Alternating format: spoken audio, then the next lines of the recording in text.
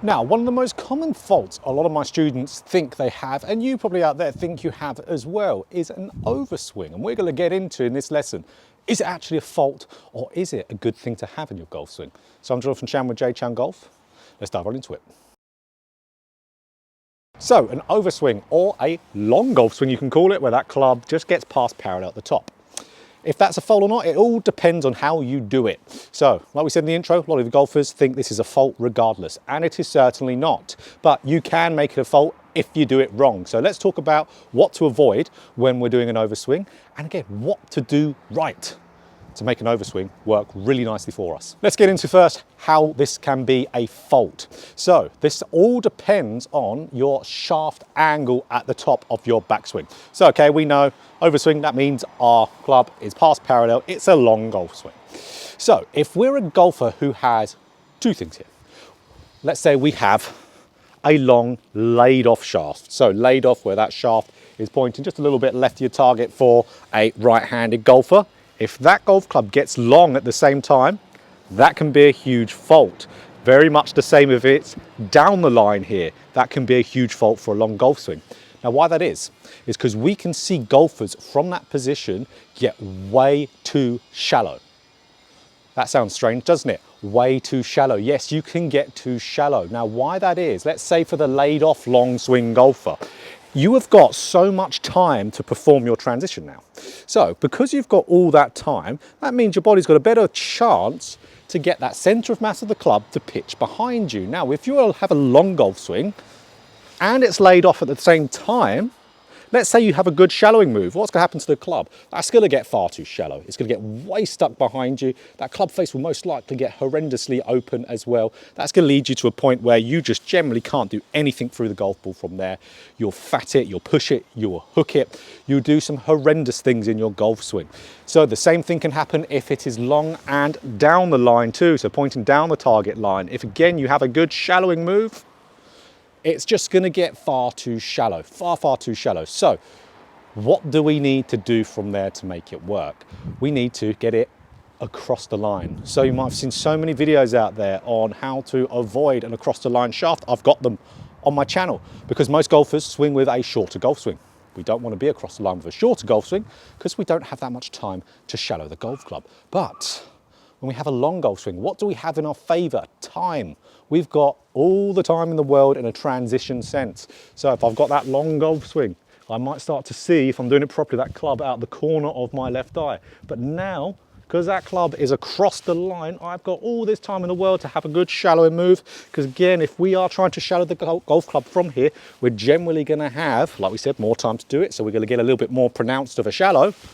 Now the club isn't going to get massively stuck behind me. It's going to be quite nicely on path and really under my control. So you've got to remember, long golf swing means more time to do what you want to do in the downswing. So you'll have a better chance shallowing it.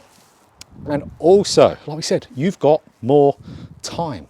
That's going to be very, very beneficial for a lot of golfers out there, that more time element. So like if you're working on shaft movement, you're working on, let's say, starting the downswing correctly, getting that lower body mid-torso firing first. If you had a long golf swing, slightly across the line shaft, you've got a better chance to be able to perform that movement that you want to get into the start of downswing because you have more time.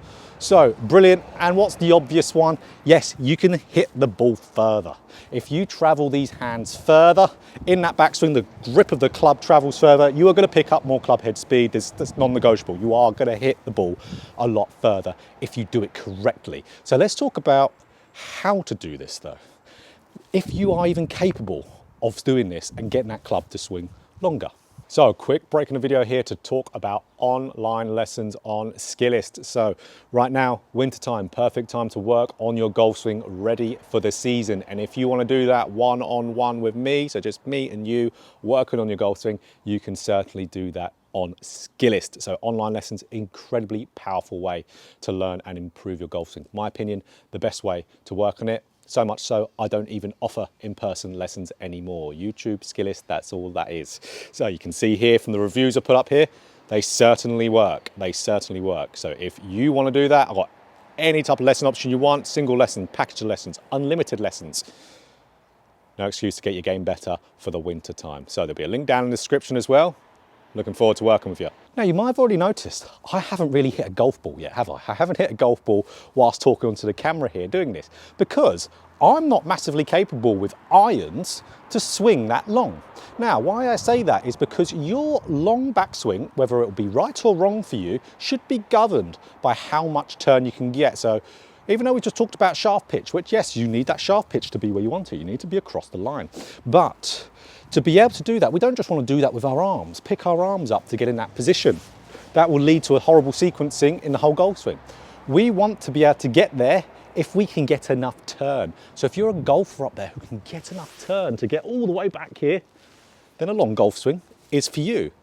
Let's see me, let me try to do this. See if I can get enough turn to get to that length of backswing. So this is how you can even see whether a long golf swing is capable for you or not, and whether your golf swing even supports it if you do have a long golf swing. So I'm gonna stop as soon as my body stops turning in the backswing. My hands and arms will stop. We'll see how long I can get. I'm gonna try as much as I can here. Oh, back cracked, everything just felt, you know, a little bit sore in that because I'm not warmed up, but you can see, got it to probably just about parallel at the top of the backswing, maybe a little bit less, because I can't get the turn enough. Now, some golfers can. Golfers that I've teach, and I still teach, let's say online on SKILLEST, who have longer golf swings, they all have a great amount of turn. Their hands and arms stop as their body stops turning. If you can't get a long golf swing through your body turn, you should not do it. It's just that, it's just how it is, because if your body is what's completing that top of the backswing, what's going to start the downswing? Your body. Remember, this is a dynamic movement. It's one fluid motion. If your body completes the backswing, your body will start the downswing. Whatever's in motion is going to carry on in motion. So if your arms complete that backswing, what's going to start the downswing? Your arms. So that's why if you want a long golf swing, make sure you're completing it with your body. That's one incredibly important thing. And as we've already established, if you've got that good turn, you can do it, get it across the line. So really make sure you get it across the line there. So let's talk about a little drill before we end this on how to do that properly. So, okay, we're a golfer who can do this turn. Let's do a drill to be able to get there. So we're doing this assuming, which isn't going to be many of you, to be perfectly honest, that you can get this turn in the backswing to the extent where you can swing it that long. So what you can see I've just done, I've just put a tee in the butt end of the club. That little hole that's in the end of the club, that's where I put it. So what I want to do with this tee is I'm going to really target this in a very simple way. Is I'm going to get up to the top of the backswing, and what I want this tee to point behind me in this direction. So not dead behind me like this, that'll be crazy. So just diagonally and back behind me to my right as a right-handed golfer. So you can see that is going to get me a nice across the line shaft. So technical areas, that is going to make my right elbow get into, or my right, let's say arm here, get into more kind of like a 90-degree kind of position towards the ground there. Very powerful, and that will help you get a slightly across the line shaft, which will be very, very good for you. You can get across the line with a cupped or extended left wrist. I wouldn't recommend that because then it would make it hard to shallow the downswing, only if you've got a strong grip. But in reality here, guys, you don't need to think of any of that, because just doing this, trying to point it behind you with that tee, so towards the right behind, will get it there for you. So it's good to understand the technical parts to do that, but ultimately we want to approach it in a simple way. So again, let me attempt this big turn and see if I can get this pointing behind me. Might even see from the slow-mo I might get nowhere near it, but I'm going to pull it in there anyway. So let's have a go.